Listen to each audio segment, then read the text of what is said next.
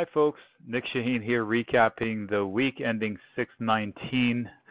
A somewhat violent week. Thank you, rumors and headlines from Greece debt debacle. Regardless, the scoreboard for the week was green, indices pushed, and of note are the small caps, and the small caps were strongest and actually headed into all-time highs. Those are weekly candles. This is the S&P, this is the NASDAQ, the Qs, SPY, Qs, and then the IWM. We had a rising wedge, broke down a little bit, but then we've had several green weeks except for one undecided week. So let's see, 1, 2, 3, 4, 5, 6, let's call it 7 up weeks. This one is indecisive, barely down. That's quite a long run. As a matter of fact, that's the longest run I've seen in a long time. So having said that, we are in all-time highs right here.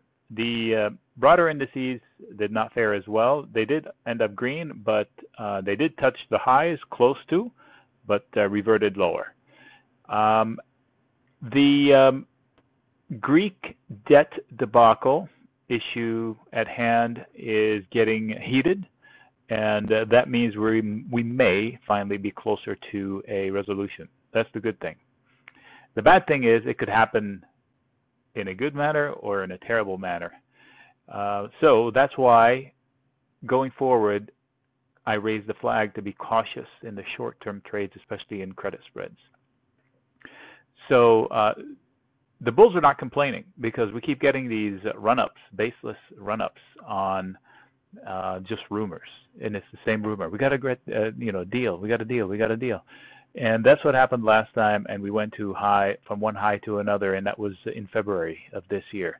And I'm trying to find it on, so these run-ups were on Greek rumors, if I'm not mistaken. So the fact that the bulls are not complaining, that doesn't mean they're not in danger. Okay, Friday, ECB folded. Here's my take on Greece. Let's discuss Greece a little bit. The debtors, the creditors, are going to need to take a haircut. The ECB will do all it can in order to get its money back, and which means that the rest of the creditors are going to get pennies on a dollar. They're going to get a haircut. Greece is not going to fold. It holds all the aces. If you owe the bank a lot of money, the bank is at your mercy. All right. So my prediction is that Merkel, who represents the Eurozone at this point,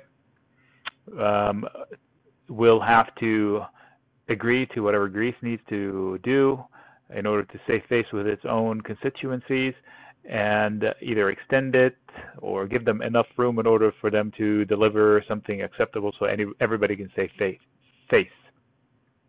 That's what's going to happen in Greece. Now we have liquidity issue, which is going to come to boil on Monday with regards to, they extended, I think the ELA is called, the acronym, which is basically supporting the banks if they have a run on banks in order to float cash.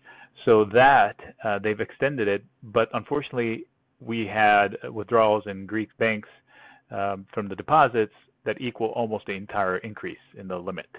So that's going to only last for a couple of days. So Monday we have another issue, and they're meeting, and they know they have an issue, so they have a special meeting. So two things can happen: whoosh down on a, oh my gosh, Grexit, or falling apart, or run on bank and default and whatever, or kick the can, we run again. But that will be a relief pop. I'll give it some room before I short it. It is shortable. All right, so this is my opinion on Greece. I know it's a little controversial, but this is my opinion on Greece. What other than that?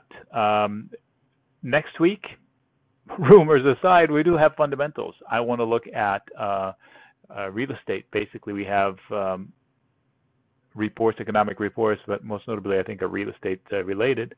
We also have the issue of China down 6% in one day, 10% in 1 week.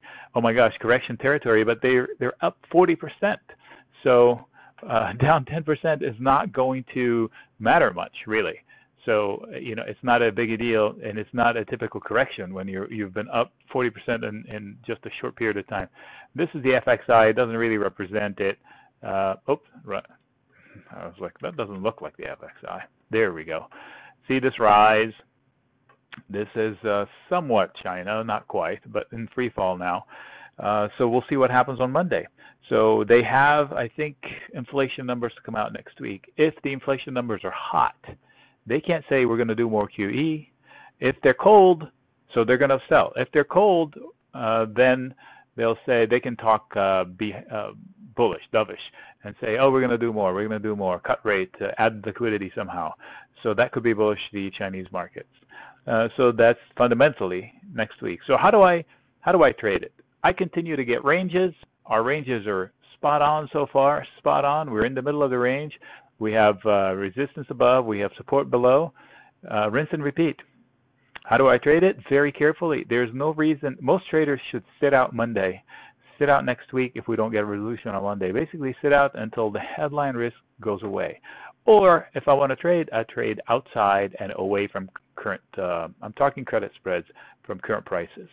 This gives me room to breathe, a room for error, an escape hatch, whatever you want to call it. All right, so what am I looking at for next week? Same things, important, hot plates, buzzwords, whatever you want to call them. Small caps. Sorry. Small caps. Okay, they hit my target that I drew a while back, and now what? They're in charge. They want to break out. The broader indices better join the party or the small caps will quit. It's choppy. Chop, chop, chop, chop. However, if I extend it to 1 year, I don't know. They rest and they break out. They rest. Are they going to break out? We'll see. All right, that's one thing. Apple, another leader, heavyweight. Last couple of days it dragged based on its resistance. It did not overcome its resistance. But now, if it loses 125.70-ish, it can lose $2, $3, $4 more to about this area. But it's not fundamentally driven, meaning there are no issues that are Apple-centric. It's just malaise, resistance, whatever you want to call it. If it falls and markets don't, it will find buyers eventually. I'm not too worried about Apple. Then we have currencies. Then we have oil. Oil was down today, but over the week it's somewhat flat. But if it spikes, that's bad for the economy. But not so hot. But I still look at. Most notably is the lack of conviction. Nobody has conviction in either direction. The bulls can't run and maintain, follow through. Like the run on Thursday last week is not representative of a fundamentally driven run with conviction. It's based on a rumor. It's a relief. Whew, something bad did not happen. Let's buy what we sold for the last 2-3 days. So that's not conviction. Show me follow through without a headline on conviction. Okay? I need to see it. All right. And the facts did not change. We knew Greece was bad for years.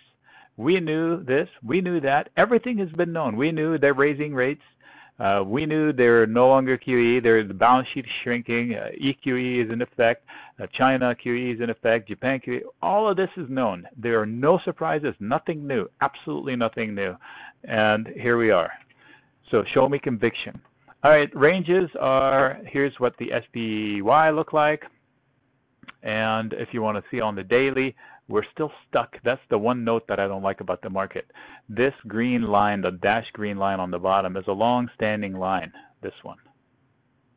And we are below it. We are on at least, let's say, on it if you want to zoom out from the moon. But we're on the low end of it, whereas on the small caps, we're like up here.